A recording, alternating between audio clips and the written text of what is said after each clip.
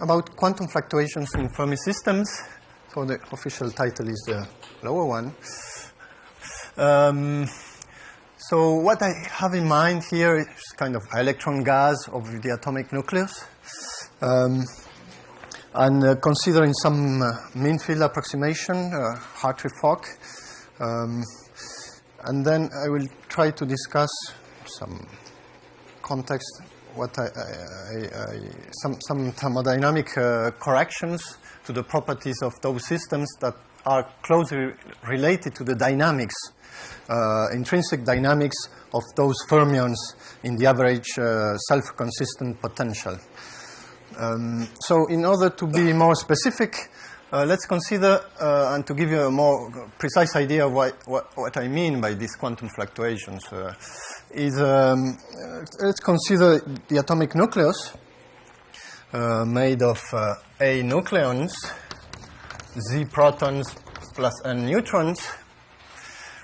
And then, well, it is a well-known fact that if you consider the mass of this nucleus, it is lower than the sum of the masses of its constituents. So if you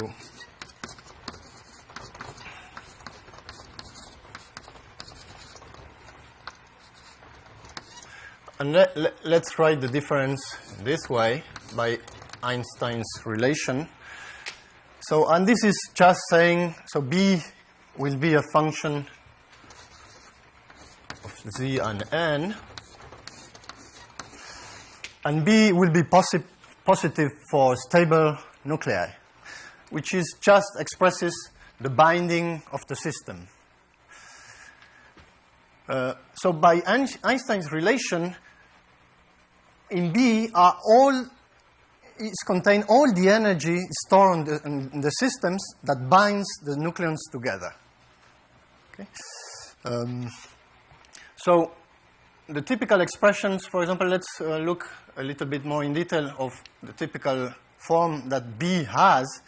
And if you consider kind of Thomas Fermi approximation like were discussed yesterday, that you will get similar result by Hartree-Fock. So B, the main term, is just the term proportional to the number of nucleons. This is related to the fact that the nuclear force saturates, and it's only covering some neighbors, and it's kind of volume term. Plus, then you have some corrections. So you'll have surface correction. You will have Coulomb interaction.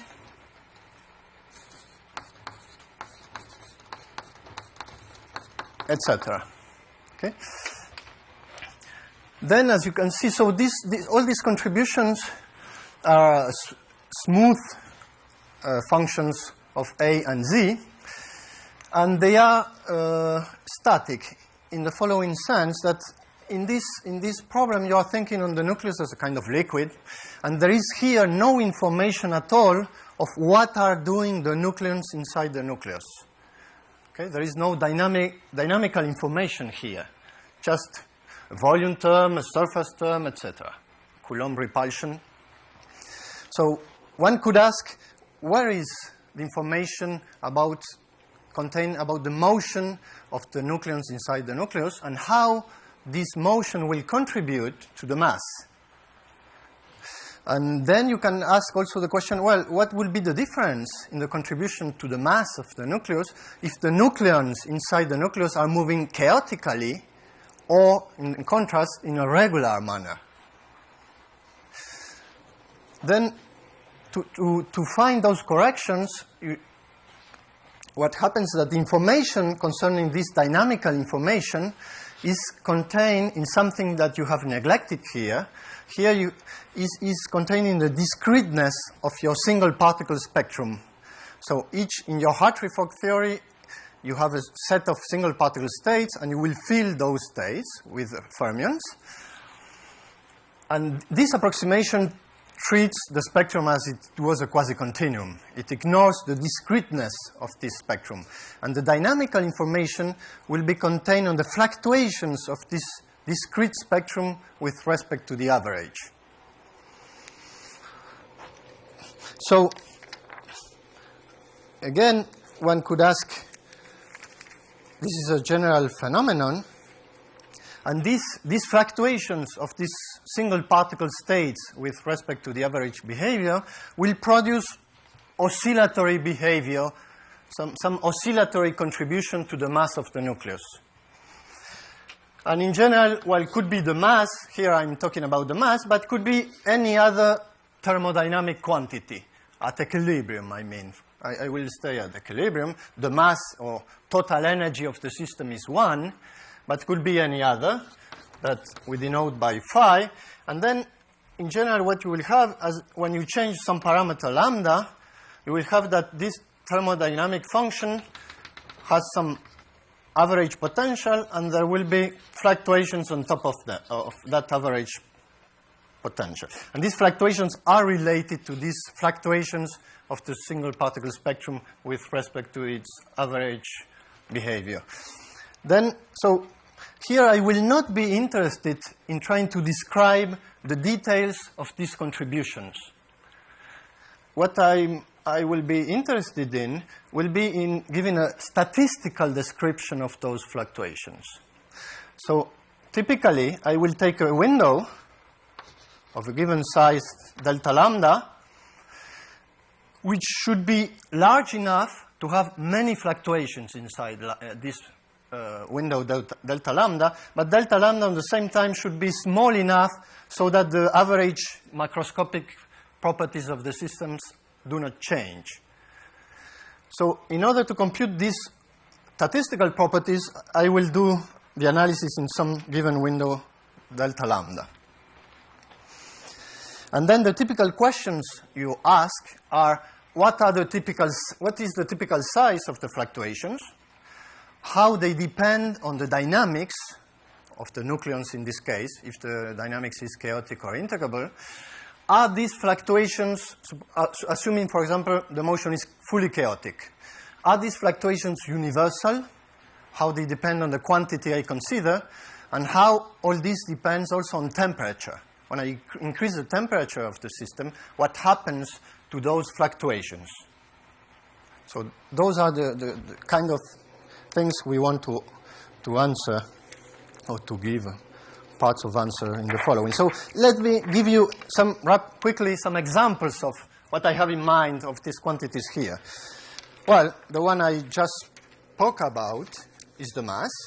So here is the typical picture you have.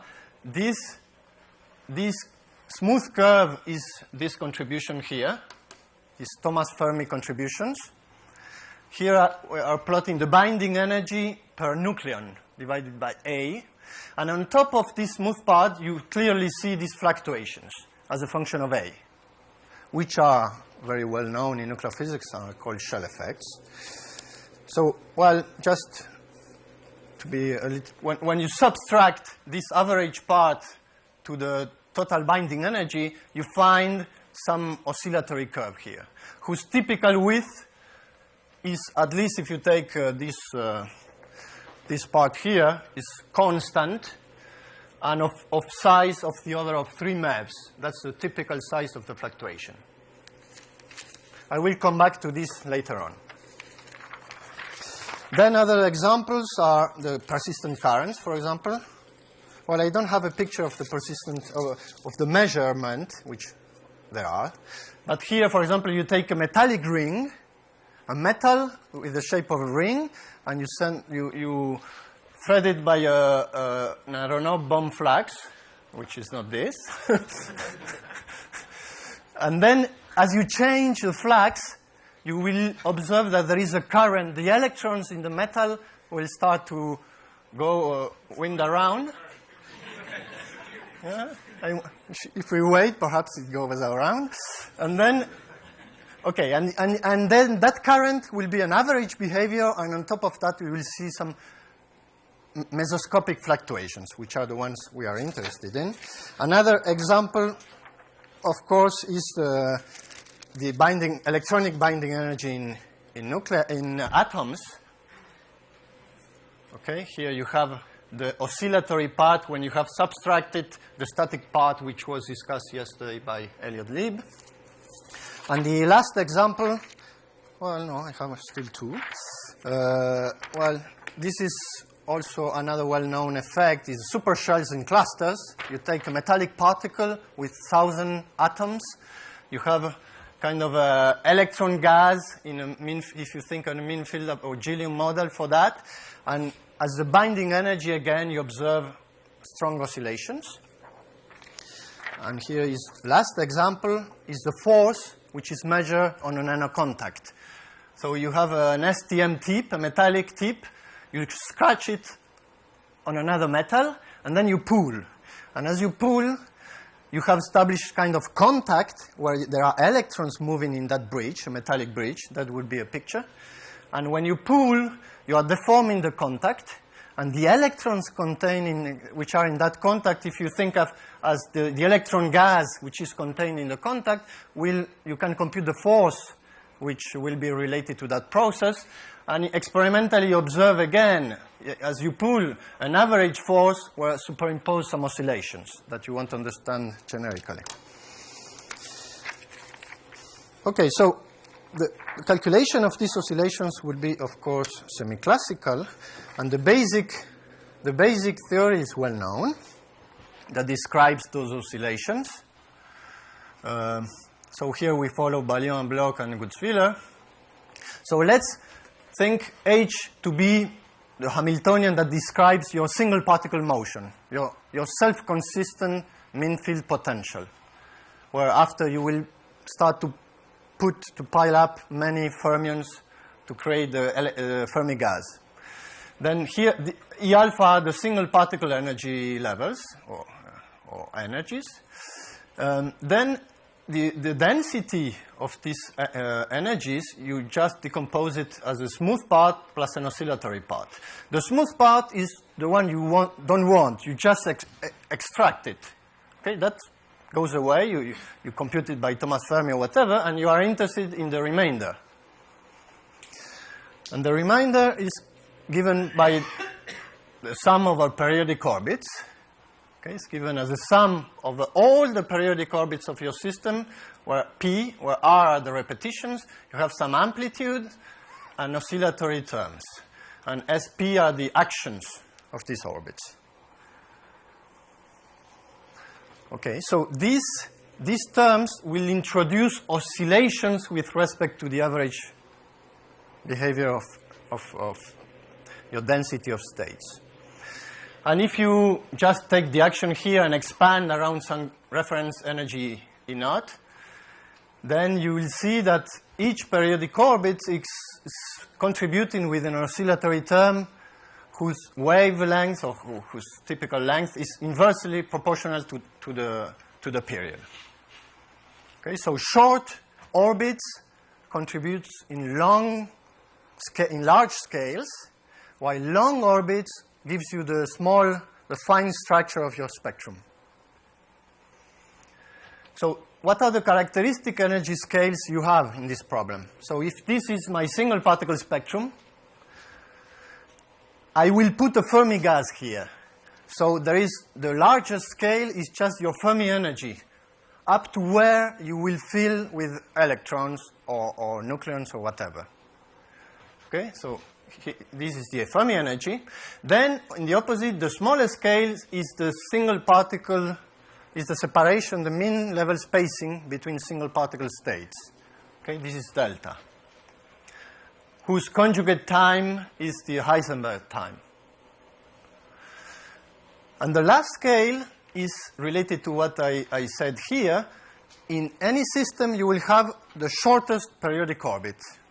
Okay, which is typically related to the time of flight across the system at your energy. And this minimum, the shortest periodic orbit, whose period is tau min, will give you the largest scale of oscillation in your system. Okay? There will be nothing on larger scales than that one. That's the biggest that describes oscillations. So what is the typical things we know about these fluctuations? So for example, suppose that this is the single particle spectrum of a chaotic cavity. what we know is that when you look at the fluctuations on the scale of delta, then the conjecture is that these fluctuations, with respect to the average behavior of each of the single particle levels, is in agreement with random matrix theory.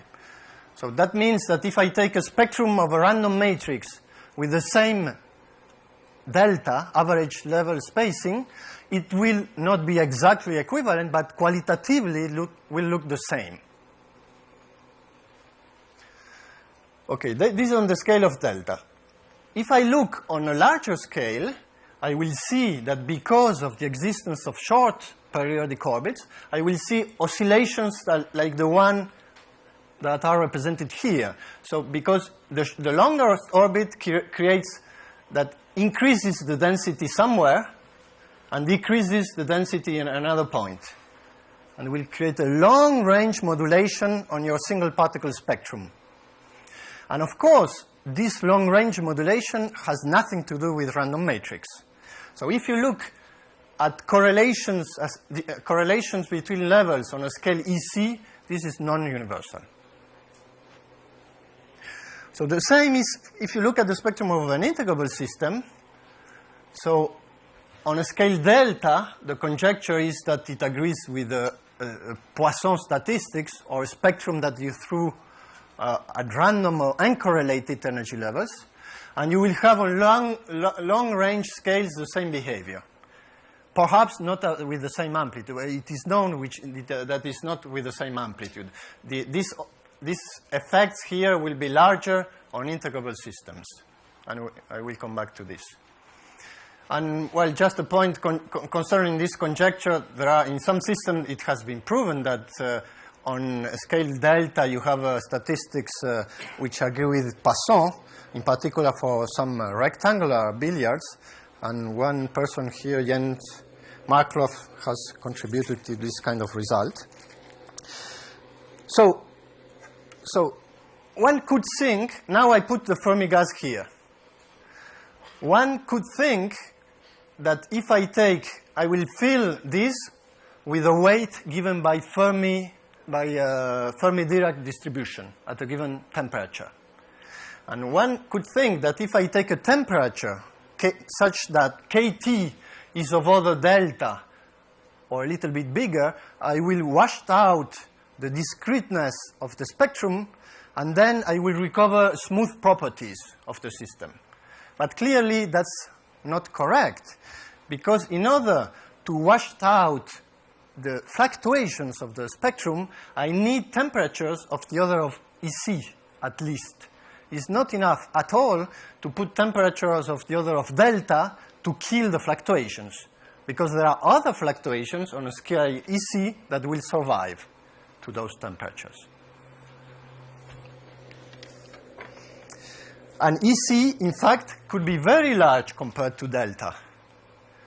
And this parameter G, in fact, will give you an idea how much larger it will be. And as you see, this parameter G counts how many single particle levels I have on an interval EC. Okay? And typically, if you take a nucleus, for example, delta for 200 nucleons, delta would be of the order of 0.2 MeV, and EC of the order of 15 MeV. So they are quite different.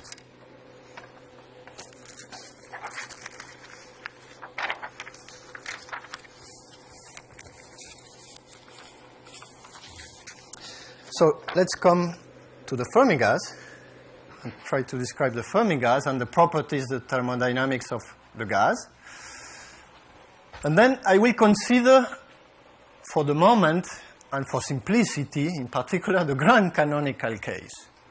So clearly, if I want to describe a nucleus, that's not good. I need to go to the canonical, where the number of particles is conserved.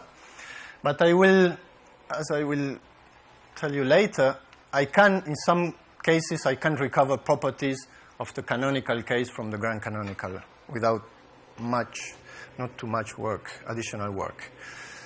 So well, here I remind that the density, this is the definition of the density. So here is the grand potential that describes the gas in the grand canonical ensemble, given by the integral over the energy of the density times this log, where beta here is the inverse of the temperature. And then I realized that there is another beta coming after, but this is only here. This appears, so I guess there will be no confusion. So mu is the chemical potential. I fix the chemical potential. I fix the temperature, given temperature, and I fix some external conditions. The shape, this determines the shape of my my potential, whether particles are moving or is an external magnetic field or whatever. Then what I do is, well, from this quantity here, any other thermodynamic property of the system can be computed. For example, if you derive omega with respect to x, you have the response. So if x is a magnetic field, this is a magnetization. If, for example, in the case I told you of the persistent current, if x is the flux, then this is the current, which is turning around the ring.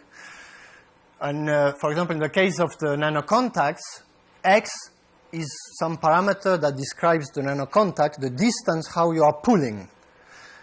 And then, in that case, this will be a force. Okay? This quantity will be a force.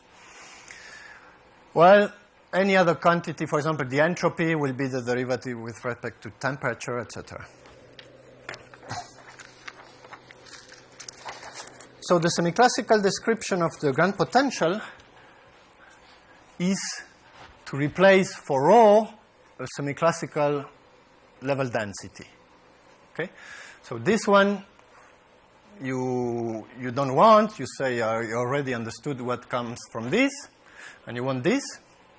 And when you plug this in and you make the integral, you compute the integral, and you compute it in what is called the degenerate case. You assume that your temperature is much smaller than your chemical potential. This is realistic in most cases. Then what you get is this expression for the oscillatory part of the grand potential. You get, again, a sum, a Gutzwiller type sum with the amplitude. This is the period here that appears, cosine, and there is a new function which depends on temperature. And this function is x over sine x, roughly. Okay? That comes from integration. And then, well, this is quite convenient, and we are quite happy that it is there, in particular in a mathematical institute, what somebody could ask about the convergence of this sum, because it truncates the long periodic orbits. Okay? Here there is a scale given by the, so this tau t is a time which is inverse of temperature. Okay? So for large temperature, this is small, and I truncate shorter and shorter periodic orbits. Okay? This will exponentially truncate orbits whose period is longer than tau t. So this, as it is written, is a convergent sum at a finite temperature. So then if you derive and you compute for other quantities from this, you can recover the corresponding oscillatory contribution for any other thermodynamic quantity. And comment as so when temperature goes to 0, this factor just goes to 1, and you have the whole sum. Okay, so now up to here, this kind of thing is really kind of standard. It was already written, this kind of expressions were written, for example, by Strutinsky in the 70s. So, and typically, if you want to so if you want to understand these fluctuations, you need to know the periodic orbits and make the sum and see how they contribute. So, but as I said, I am interested in a statistical description and try to see if universality is present, how it depends, etc.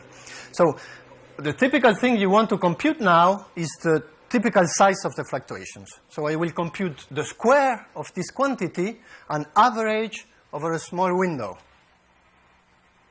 as I said before. For example, to know the typical size of these fluctuations. So in order to analyze that, it is very convenient to use what is called the form factor. The form factor is the Fourier transform of the two-point correlation of the spectral two-point correlation function.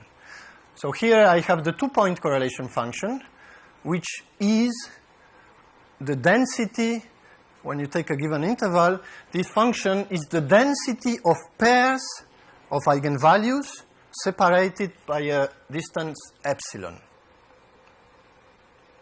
Okay? And then you compute the Fourier transform of this is what is called the form factor. So this is energy. So this is now time. And if you plug in here semi-classical expression for rho tilde, then this is the expression of the form factor. And then using this expression, I use this expression to re-express the square of omega tilde or any other quantity in terms of k. And now you will see why I do this. So when I do that, I get a very simple and nice expression. So that the fluctuations of a given thermodynamic quantity, the variance, and this means that I have average over a small window, is given by some constant which is trivial, just h bar or h bar square, well, to the square. And then the integral d tau 4 of the form factor times a function f of t, of tau of the time. And the quantity I am consider, well, depends, this constant depends on the quantity, but essentially the important information is here. So for example, when you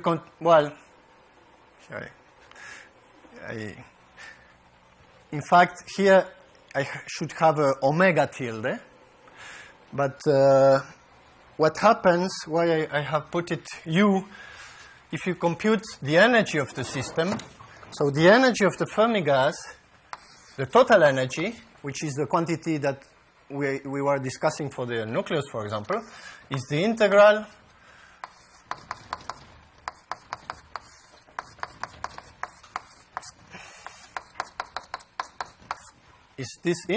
where f is the Fermi-Dirac distribution at a given temperature T. Okay? Okay, and given some chemical potential. And, well, when you study the fluctuations of this quantity and imposing that you have a given number of particles, so you tune your mu in order that the number of particles, which is given by this integral, okay, you fix mu in order to have a given number of particles. When you do that and you compute the fluctuations of u, it is not trivial, but you can show that those fluctuations are exactly the same as the fluctuations of omega t, of the grand potential. Okay? So looking at u or omega, where u is considered with a given number of particles and omega tilde at a given chemical potential. So when you study the fluctuations of the energy of the grand potential, this function is just this thermal factor kappa t square. Perhaps you cannot see anything, but this function kappa that I mentioned before,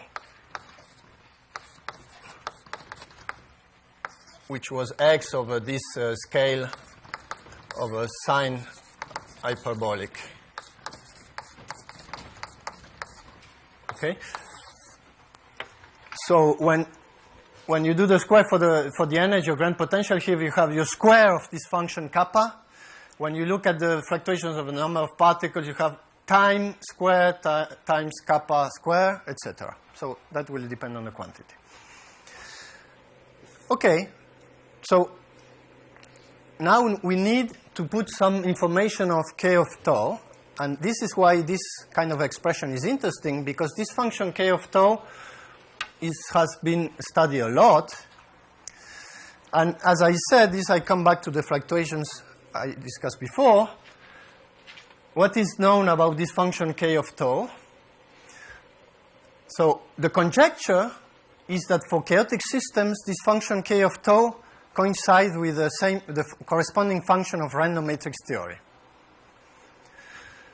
So if you take, so there are mainly, I will forget about symplectic. Take, for example, the unitary and orthogonal ensemble of random matrix. If you take the unitary ensemble, for example, this function k of tau starts linearly from the origin and then saturates at the Heisenberg time. Okay, and it saturates to the Heisenberg time. You cannot see nothing, but okay. For the GOE ensemble, and beta now distinguish these two ensembles, this function starts also linearly, and it smoothly goes to the Heisenberg time like that. Okay, but in fact, it is known, and that's the work of Berry in '85, that at short times, you do not, the k of tau is not well described by random matrix. You have a series of spikes which are related to the short periodic orbits of your system. Okay, so in contrast, in the integrable case, the form factor will be that of a Poisson spectrum. And for Poisson spectrum and correlated spectrum, it's just a constant. But again, this is not totally correct. For short times, you have some delta peaks, which are related to the non-universalities I told you before in long range. So because here short times are long energy ranges. Okay, so this is the form factor. So just to simplify as much as we can, we will take an approximation where this function is just truncated at the value of the shortest periodic orbit and forget about the exact position and amplitude of each peak. So I am reducing all this non-universal or system-specific information at short times at a cutoff at tau min. I can do the same for both in chaotic and integrable cases. So now, with this kind of form factor, I can plug in this here and compute what is the variance, what is the typical size of the fluctuations for a given quantity. And here is something interesting that happens that tells you if the fluctuations of the corresponding quantity are universal or not. Because as you see, this function, the behavior of this function is the same for long times for any chaotic systems, or at least that's the conjecture. Okay, any chaotic system will have the same factor here, where it is system dependent here. So here I have an integral over time. If this integral is dominated by long times, then the result will be universal, independent of any information about the system. But in contrast, if this integral is dominated by short times, close to tau equal to 0, then the relevant information will be the one lying here, and the result will be non-universal and system-dependent.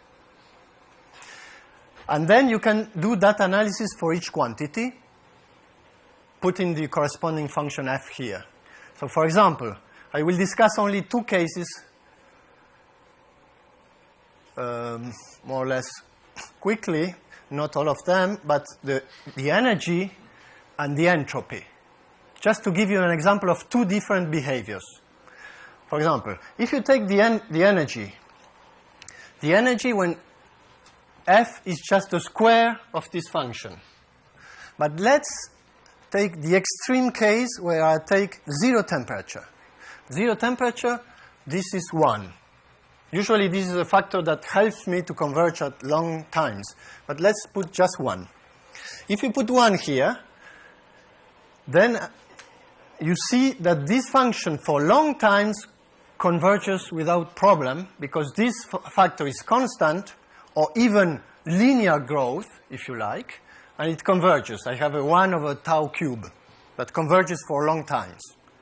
But clearly, it doesn't converge for short times. I have a divergence at short times. Okay, for times going to 0, the integral diverges. So if I put the random matrix form factor, I will get a divergence. So, but there I need to put the relevant physical information, and I cut the integral at tau mean, because I know that the form factor is 0 for times smaller than tau mean. Okay?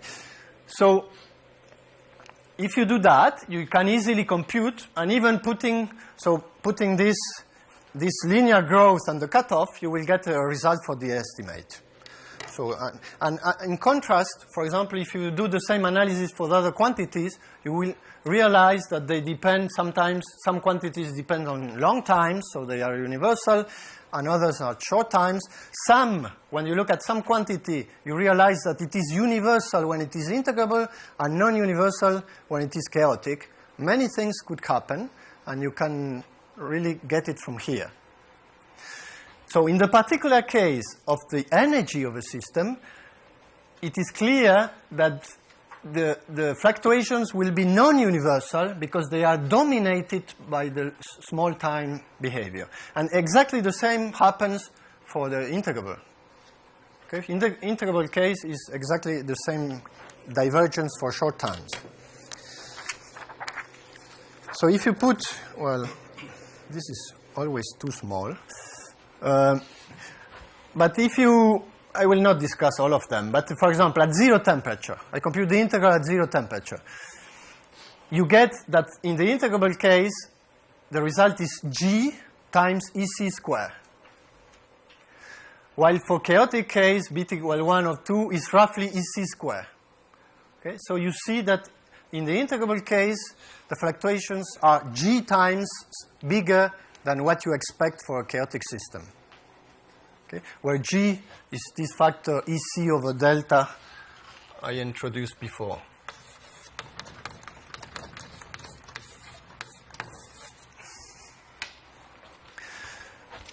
And you can compute also the corrections.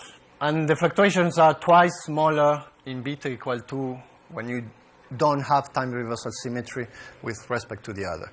And you can compute that way the fluctuations for any other quantity. So this result, I will use it when I will come back at the end for the mass of the nuclei. So just to give you an example,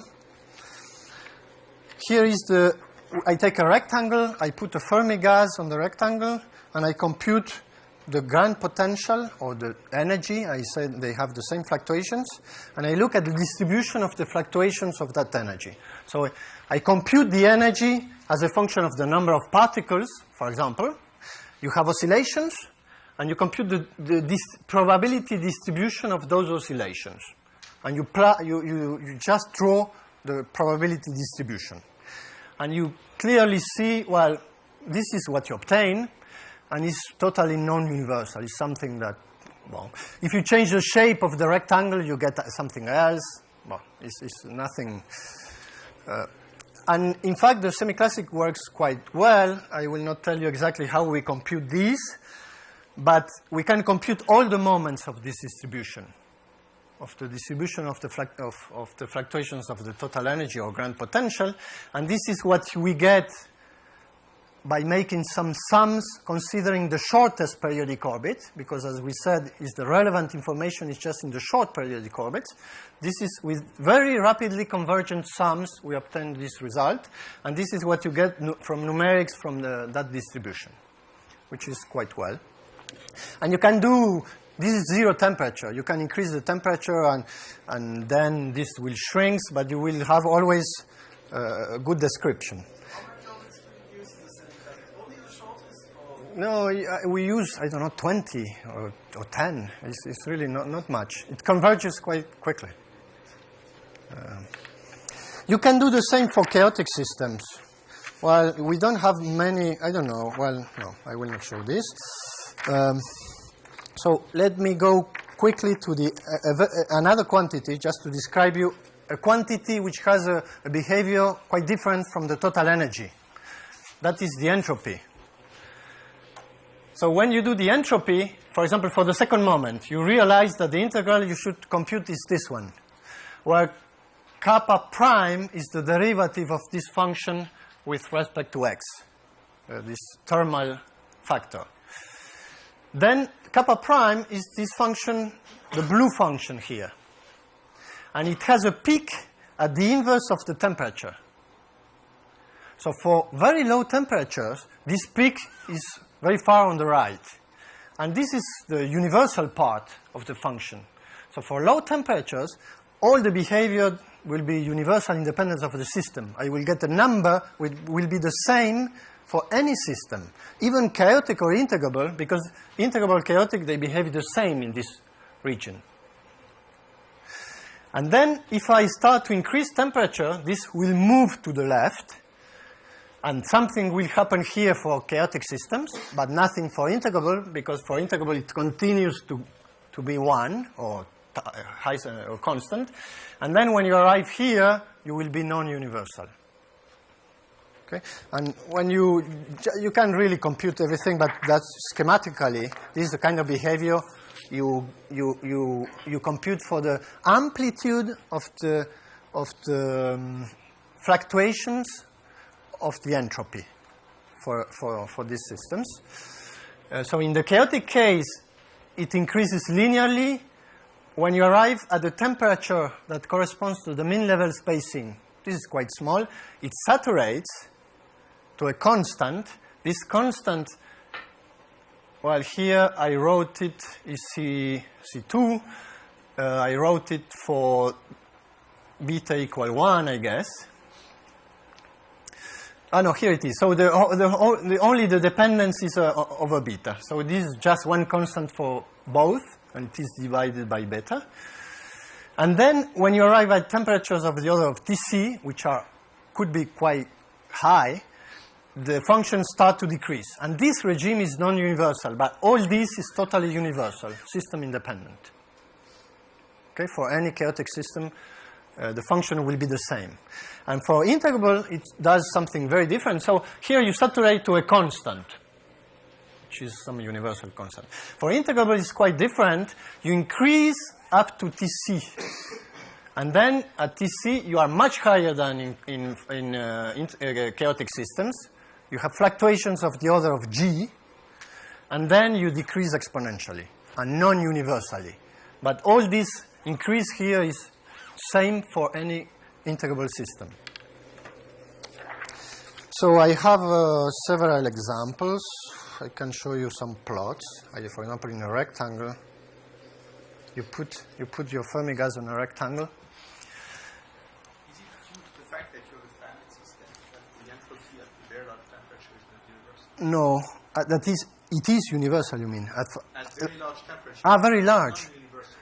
That is because of, yes, it is because you are a finite system. Because the fact to be a finite system tells you that you have a minimum, shortest periodic orbit.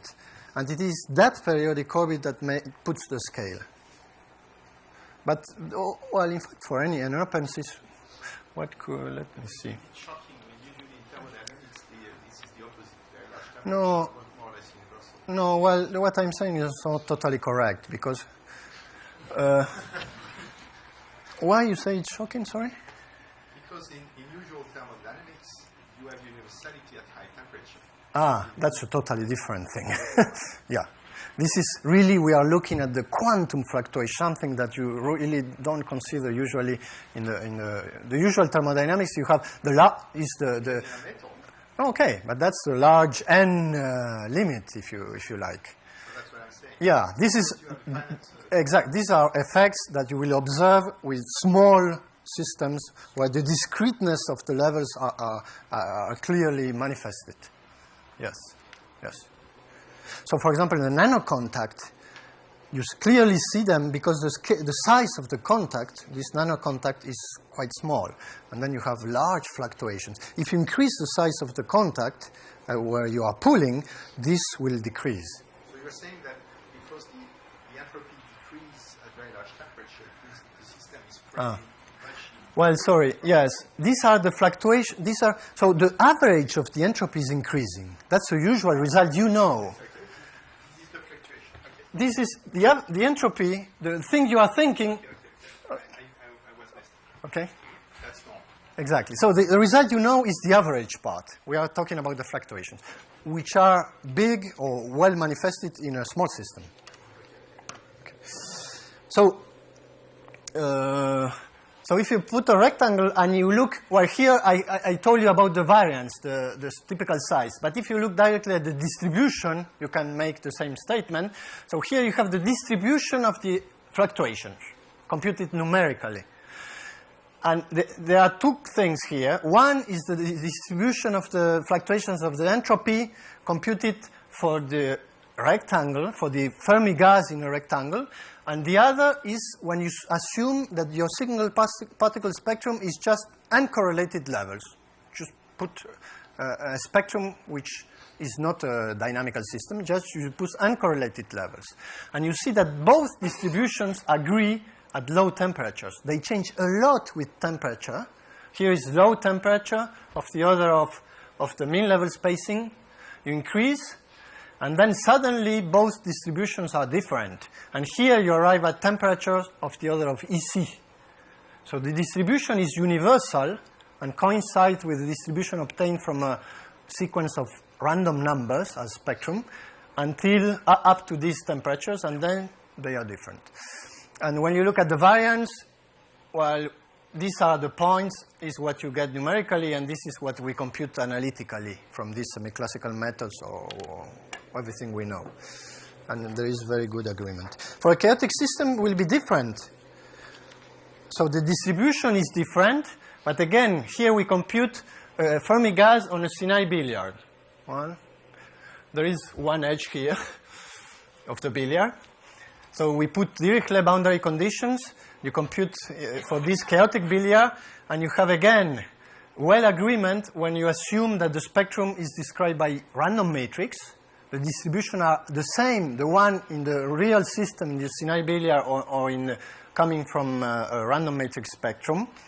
But then they are different up for temperatures up to EC. And here is, well, we were not really able to see the plateau, the saturation plateau you expect for the size, because on this, the energies we have, the two scales, delta and EC, were too close to each other. Yeah, so this is always a single particle model. We put 1,000 particles on the Sinai billiard, and we compute the entropy for that. In the single particle model is Fermi gas.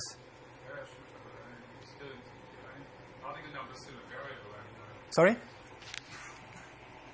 You can change it. And in particular, for example, we compute the fluctuations as you increase the number of particles. You can change the shape of the billiard or increase the number of particles or whatever, and then you compute the distribution locally or in a window. Okay, so in the last 5 or 10 minutes, let me come back to an application of these results. So let's come back to the nucleus, and then let's just compute what would be the expected amplitude of these shell oscillations you expect from these very simple calculations, and how they compare to what is experimentally observed. Then, well, as I put before, the variance of so U is the energy, which is the mass here. For the nucleus, is the total energy, which is equivalent to the mass. And this will be the typical size of the fluctuations of the mass that comes from these dynamical effects. And you can assume that the motion is regular of the nucleus or it is chaotic. Okay, and C if these statistical predictions fit with what is observed. So this I already compute, but I repeat quickly. So in particular, there is a strong argument to believe that the nucleus will try to adapt its shape to produce a motion, a single particle motion, which will be regular. Why is that? Because, as I said before, when you compute the fluctuations, the typical size of the fluctuations for the energy, for the mass, for a regular dynamics, you get something which is g times bigger than the equivalent for chaotic dynamics. And then this means that these oscillations are g times bigger. But as you see from the average behavior, sometimes the energy is lower. And the nucleus will try to minimize its energy.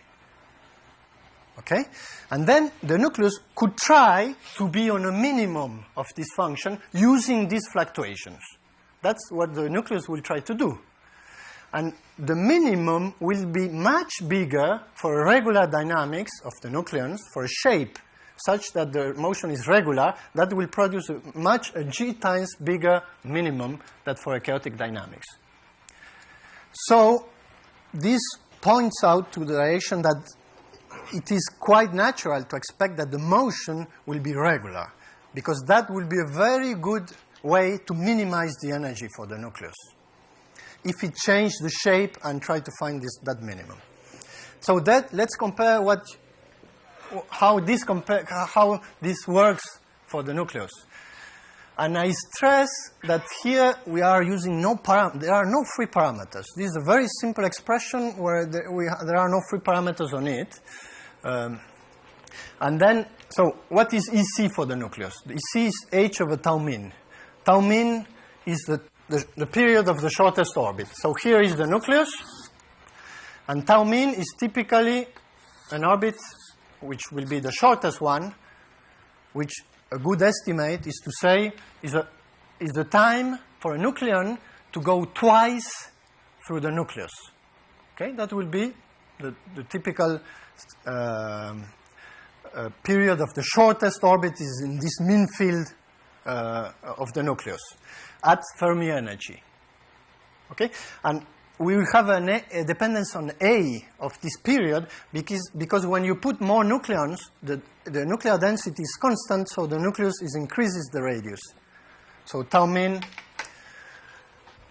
will depend on A, and when you put the number, just compute that period, with the Fermi energy you know for the nucleus, you get this expression here in MeV, 77 MeV over A to the 1/3. Then G, you know what is the single particle mean separation for around Fermi energy, and G is given by this, okay, in a nucleus. So when you replace this there, you get that the typical size of the fluctuations, the square root of the variance, is a constant, because there is a compensation here, given by 2.84 MeV. And this compares very well with the 3 MeVs I told you before in this figure. Indeed, the typical size you see, so here I will erase, you really don't expect all these semi-classical theories and mean field to be very good for few nucleons. Okay, you expect this to be good for a sufficiently large number of particles. So if you take this, and as I said before, this has a typical fluctuation of 3 MeV, which is quite constant also, and we get 2.84 with these very simple assumptions and calculation. Well, the thing is that now people has calculated this, doing shell model calculations, Hartree fork, Crankic Hartree fork, whatever you like, and those are very sophisticated, and for a long time they have been doing this in a great detail, and they compute these shell oscillations in different models. And when typically those are data taken from Muller, Myers, Nix, and Swiatekki, and when you subtract this from this, you get some discrepancy. And in fact, if you change the model and you do some different models, you get more or less the same discrepancy, which is of the order of 500 curves. So here is taken from the paper of Swiatekki. The discrepancy now, so this is the discrepancy, this noisy curve. And you compute the typical size of the fluctuations. You compute the variance of this, okay, the error, sigma, the square root of the variance, and you get these points. Okay, you get something, so for sufficiently large, you get something which is of the order of 500 curves. This is in MEV. And it has an A dependence. And this is a fitting they did. They just did a fitting. They didn't know what this corresponds to. So our guess was that this difference, in fact, could be given by the existence of some chaotic motion in the nucleus that will contribute to the mass. And these points will be describing the typical size of the contributions of this chaotic motion in the nucleus. So if you take now, when you have subtracted the regular part, you take the other expression, and you will replace EC here. Okay, you take the square. What you get for the typical size of the fluctuations of what would be some chaotic motion in the nucleus, you get this thing. 2.78 MeVs over A to the 1/3. Okay? And, well, the surprise, in some sense, is that it turns out that it works quite well. If you take the data and you just plot this function I mentioned, again, without any parameter, we are really doing the simple things, it fits quite well the data. Not in this part, we don't expect this to be good here. Again, we expect to be good for sufficiently large number of particles. So we think that this could be telling something. It's kind of speculative. But it looks, there is something, because you could ask, okay, but how much, how many, what is the size of the chaotic motion? What is the fraction of this chaotic motion in the nucleus, which is in the mass, which is quite different from the usual analysis, which are spectrometric analysis at high energies. And in fact, it is quite interesting that it is independent of the size of the chaotic region. Why? Because this function, this is the thing you are computing. And the information you are putting here is that this function k of tau is 0 here and then grows linearly, first approximation. This is computed, in fact, just assuming the linear growth. All the other thing will be corrections to this. And then, as you see, here there is no information of what is the mean level spacing or the volume of whatever. The only information we are using is that there is a cutoff here, and then it grows like tau. This is in contrast to the regular motion, where in the regular motion you have the Heisenberg time as an information. And the Heisenberg time knows, of course, because it's proportional to the density, what is the fraction which is entering here. So here there is no information, is independent of the size of the chaotic region is occupying in your phase space. The result is the same. Okay, so just I can point out the relevant reference for this. So this was done, just to mention my collaborator, this application to nuclear physics was done in collaboration with Oriol Bohigas. And all the analysis of the fluctuations on Fermi systems in general that I present in all the first part of is done with Monastra, who is now a postdoc in Dresden. Okay, thank you.